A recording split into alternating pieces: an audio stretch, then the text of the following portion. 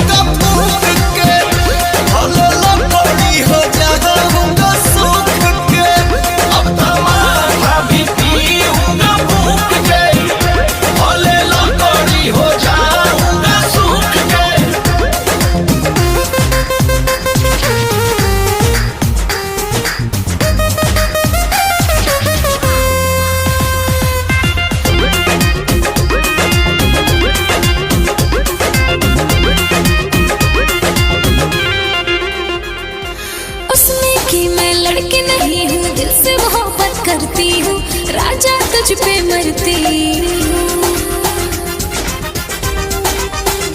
हमरा लाइफ में बहुत मौत हो गया, इस पतियों से मुझे नफरत हो गया।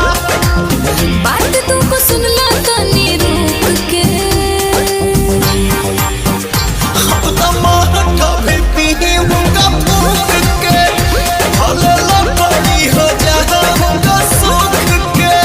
अब तो माथा भी पी हूँगा फूक के, भले लपड़ी हो जाऊँगा सूख के।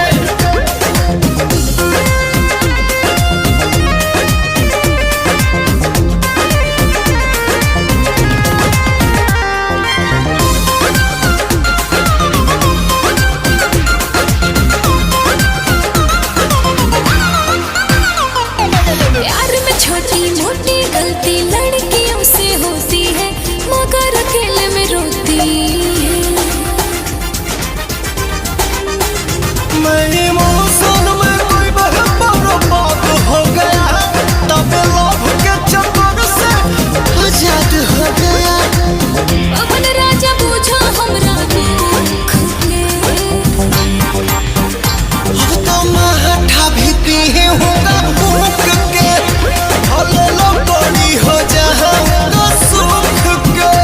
अब तो माथा भी पी हूँगा फूक के, भले लपड़ी हो जाऊँगा सूख के।